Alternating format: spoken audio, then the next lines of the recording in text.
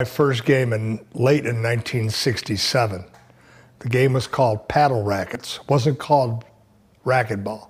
It was invented by Joe Sobek. A lot of people don't know this, but he sold the sport to the armed forces. Originally, the game was designed to be like squash. There were even portable tins in the gym in New Britain, Connecticut. But the handball players kept breaking the portable tins. So Joe Sobek just said, let's put the kill shot in. They called it paddle rackets. I played with a vintage wooden, probably 10-pound racket with a slow ball.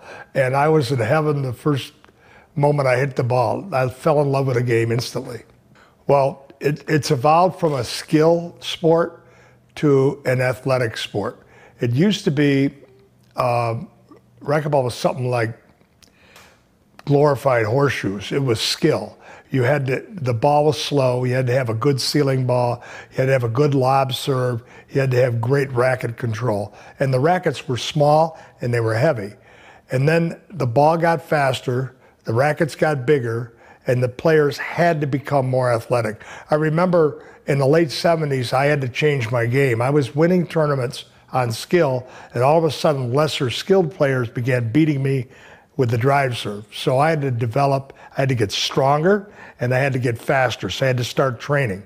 The way I looked at it, I had to build a body in order to compete with the younger players, and that's what I was able to do, and to continue play open for a few more years anyway. Less skillful, without a doubt, especially at the top levels. Players depend on their athleticism. And the way it was explained to me by Drew Kostick, a former #1 player, and he had a good observation. He said, with the smaller rackets, we were forced to think our way through. We had to develop skill as well as athleticism. As the rackets got bigger, they were forgiving.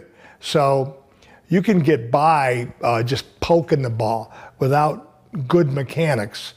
And as a result, simple things that I used to take for granted. For instance, 10-10 in a tiebreaker, timeout, lob serve down the right wall. I didn't think I had to say, take your time with the lob serve down the right wall. Make sure that it's going to be perfect down the right wall.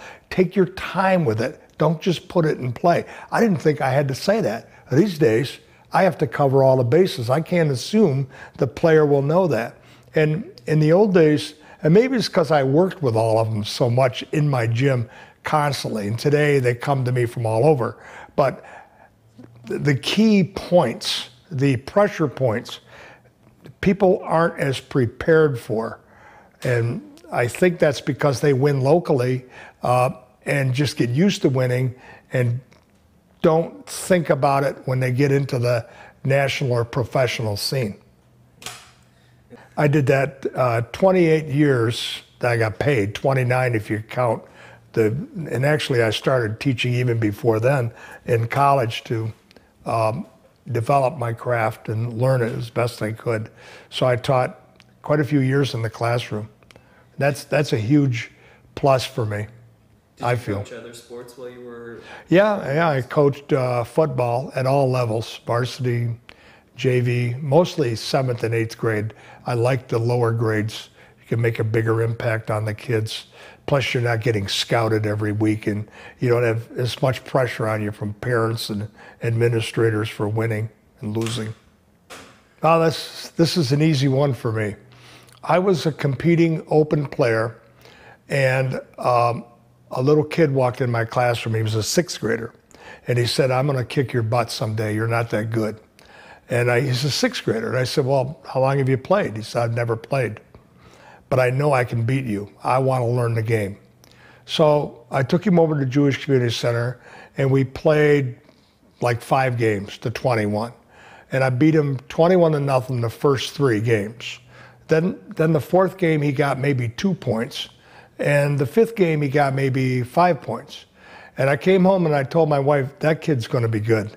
He didn't quit. And he has the hunger to get better. His name was Mike Levine, and he was in 6th grade. By the time he was in 10th grade, he was in the quarterfinals of the men's pro stops. So he was my first pro, and the years were, You know, that's going back to like 1979, 78. And I started working with him.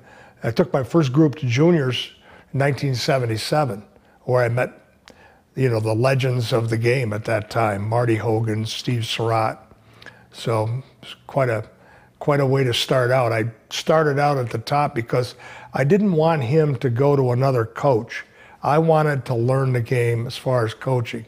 And I remember I said, another thing I said, you know, I could continue to beat this guy for another 6 months when he got up to the open level if I don't get him weight training. But if I get him weight training, he'll be beating me in 3 months. And so somebody said to me, well, what's your future in the sport? Is it playing or is it coaching? And that really got me thinking, because I was about 34 at the time, and I was getting to the end of my open career, and plus, you know, I was teaching school. I had a young child, and I couldn't travel. So it became plain to me the future was coaching. So I kept playing, but I played and coached. I found a way to do both for years. That's it. Yeah, about that same time, about a year later, I got a phone call from Philadelphia. Guy goes, I got this woman in New York City. She's a wild lady. She throws her body all over the place. She plays one-wall paddleball. She wants to learn racquetball. I said, all right. And he said, I want her to come see you. I think you can help her. Sure. What's her name? Her name's Fran Davis. I go, okay. So Fran Davis comes to Rochester, New York, and I put her through hell. I worked her out hard, the same way we worked out. And she was one of the hardest workers that I ever coached. So I had two pros. All of a sudden, I had two pros, Mike Levine and Fran Davis. They were the first, and before around 1979, 1980. Oh, no. No. I remember people saying to me, why are you working for nothing? You should be getting paid. And my attitude was, I need to learn my craft. I need to get better at this. And I used myself as a guinea pig. There isn't any training program that I didn't do. I tried everything. I mean, from running telephone poles to running hills and you know, walking backwards on a treadmill, you name it, I did it. I did everything and investigated. I carbo loaded. I toyed around with diet and exercise and strength training of all kinds, just to get better. And it wasn't easy. I mean, I remember people, why should I listen to you? You know, and racquetball players always have the attitude, if you can't beat me, why should I listen to you? Well, in those days, I could beat most everybody that came to me. So that wasn't a problem. And once I beat them, they understood I could show them how to get better. As my age creeps up, or I'm not able to do that anymore. Luckily, I've got a stable of athletes that kind of proves that I know what I'm doing. So it wasn't like it took off. As recent, or as far back as, 1978, I have a flyer from a clinic in Atlantic City where I was a guest speaker. That's going way back there. So I'm very fortunate to get involved with the game at a high level early and be able to stay there. In the 80s, as I morphed in and out of the club business and went back to teaching, I had to establish my careers. And so I couldn't focus on racquetball. So what I did, I developed a way of doing a camp once a year with a great player, or going to a big tournament once a year. And so I did camps with Mike Yellen, Dave Peck, exhibitions with Jerry Halacier, Davey Bledsoe, who were the top pros of that era. I sneaked around and watched Steve Strandemo do a camp in New England. So I wanted to learn, if there's anything I didn't know or another perspective of the game, I wanted to learn it. There's something you can't quite explain about the great ones. They're different. They're just different. And they're so different that other people try to copy them, but they can't because they're different.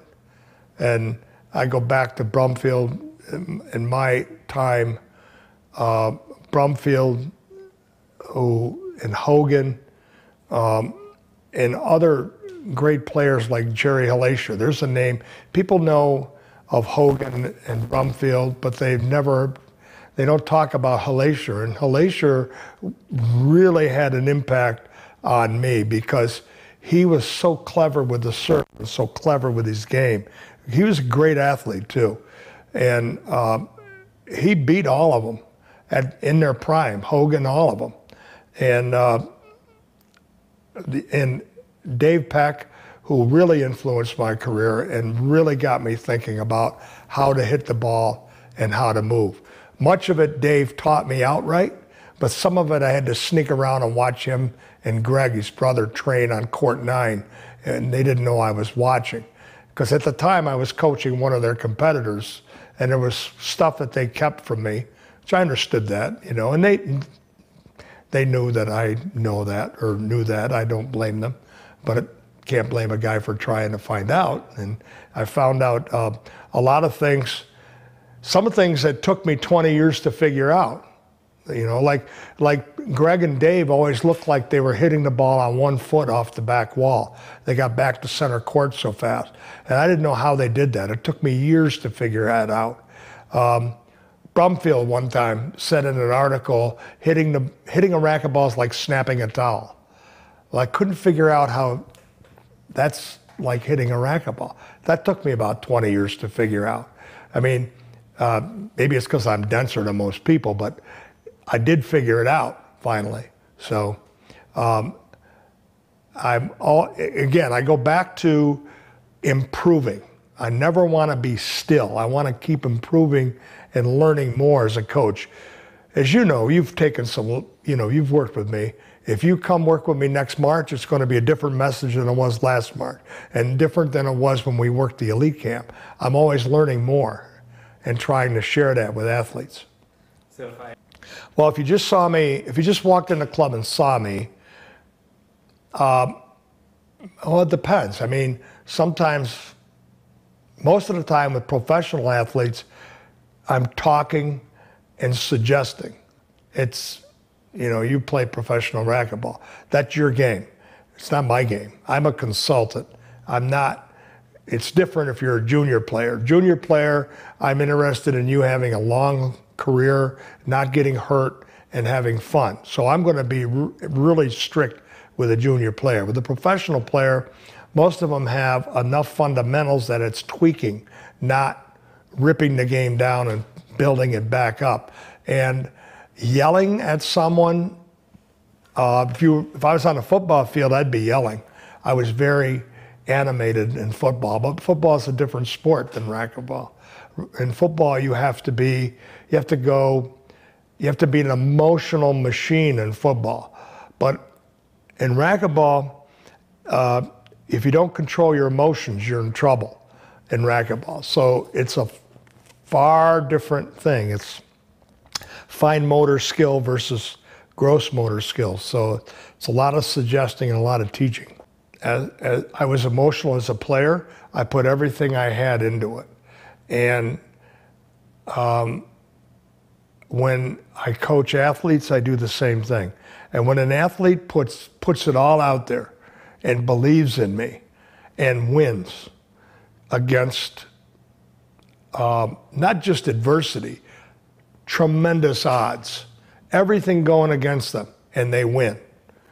That, to me, is just the ultimate. It's the ultimate high. And I get all emotional about it. There's no way about that. I get pretty emotional when my athletes lose, too.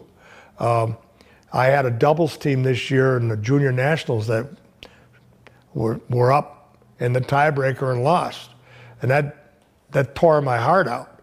But that's, you know, the way I am. I'm all in when I'm coaching somebody. If they're all in with me, I owe it to them to be all in with their performance and help them as much as I can. My earliest memory was my Uncle Tim I'm 4 years old. He's in a suit. It's Sunday. He's just come back from church. He's on his hands and knees helping me catch a frog. All right. My mother's side of the family, they were all teachers and very positive people. And somehow that has carried over not just to me, but my 3 brothers and my sister. We're all mentors or teachers, and we all love being around youngsters, young athletes, and it's I don't know. I do know one thing. In a few hours, I'll be on the court with novice racquetball players at Arizona State University, and I just love it. The time flies by. And then when I get done doing that, I'll be working with club racquetball players, most of them novices. Time flies by, and they have fun with the game. I guess that's it. The game is fun. I don't know what else to tell you. I should be trout fishing, but I'm not. I'm coaching racquetball. I taught English for 28 years, so I love to read. Currently, I'm reading Crucible of Command, the story of General Grant and General Lee in the Civil War. But I have diverse tastes in reading. Self-help books, Inside the Champion's Mind, things like that. I love reading. I always get ideas from, but I also pick up obscure things like American Icon, the story of Ellen Mullally, who turned around Ford Motor Company. I guess I'm still trying to help my coaching because all of those books I mentioned have helped my coaching. I see a day where I might slow down, but I mean, right now I'm having so much fun here in Arizona. There's so many places. I'm working at all these beautiful clubs and working with all these different athletes. I'm having a blast doing it. I do see a day when I'll do more fishing, and some of my athletes hopefully will carry on my work, maybe even my business. So we'll see. But in the meantime, I don't know. I don't see the end in sight.